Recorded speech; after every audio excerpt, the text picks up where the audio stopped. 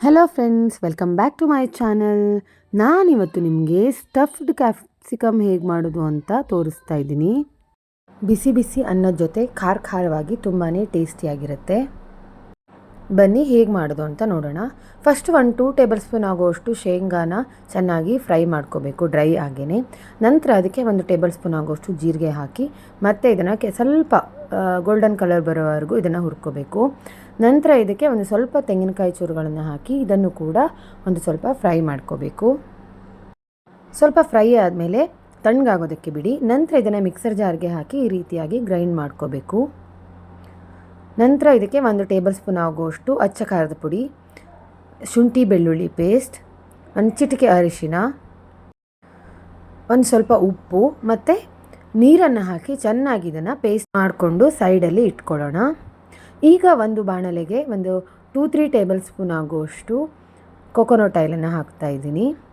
ನಾನು ಎಲ್ಲ ಅಡುಗೆಗೆ ಕೊಕೊನಟ್ ಆಯಿಲನ್ನೇ ಜಾಸ್ತಿ ಯೂಸ್ ಮಾಡ್ತೀನಿ. ಆರೋಗ್ಯದ ದೃಷ್ಟಿಯಿಂದ ಕೊಕೊನಟ್ ಆಯಿಲು ತುಂಬಾ ಒಳ್ಳೆಯದು. ಈಗ ಇದಕ್ಕೆ 1 ಅಥವಾ 2 ಚಿಕ್ಕದಾಗಿ ಕಟ್ ಮಾಡಿ ಇಟ್ಕೊಂಡಿರುವಂತಹ ಈರುಳ್ಳಿನ ಹಾಕಿ ಚೆನ್ನಾಗಿ ಫ್ರೈ ಮಾಡ್ಕೋಬೇಕು.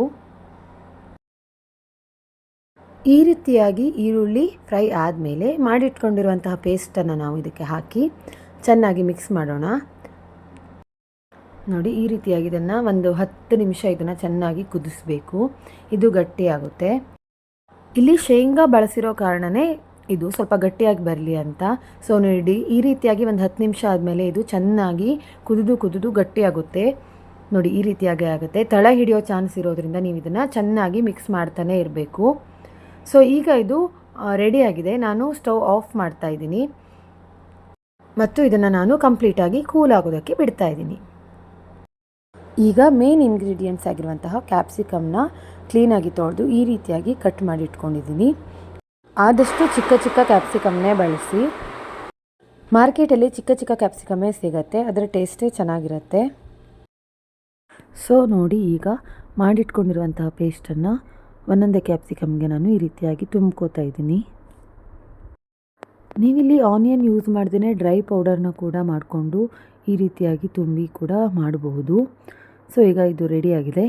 ಈಗ ಒಂದು ಬಾಣಲೆಯಲ್ಲಿ ಒಂದು 7ರಿಂದ 8 ಟೇಬಲ್ ಸ್ಪೂನ್ ಆಗುವಷ್ಟು ಎಣ್ಣೆನ ಹಾಕಿ ಇದರ ಮೇಲೆ ಕ್ಯಾಪ್ಸಿಕಮ್ ಇಟ್ಟು ನಾನು ಈ ರೀತಿಯಾಗಿ ಬೇಯಿಸ್ಕೊತಾ ಇದ್ದೀನಿ. ಸೊ ಯಾಕಂದರೆ ಇದು ಪೂರ್ತಿಯಾಗಿ ಎಣ್ಣೆಲೇ ಬೇಯೋದ್ರಿಂದ ಸ್ವಲ್ಪ ಎಣ್ಣೆ ಜಾಸ್ತಿ ಬೇಕಾಗುತ್ತೆ.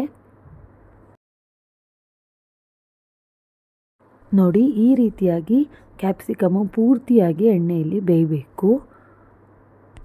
ಪೂರ್ತಿಯಾಗಿ ಫ್ರೈ ಆಗೋವರೆಗೂ ಇದನ್ನು ಆ ಕಡೆ ಈ ಕಡೆ ತಿರುಗಿಸಿ ಫ್ರೈ ಮಾಡ್ಕೋಬೇಕು. ಸೊ ಈಗ ಇದು ರೆಡಿಯಾಗಿದೆ. ಬಿಸಿ ಅನ್ನದ ಜೊತೆ ತಿನ್ನೋದಕ್ಕೆ ಸ್ಟಫ್ಡ್ ಕ್ಯಾಪ್ಸಿಕಮ್ ಈಗ ರೆಡಿಯಾಗಿದೆ.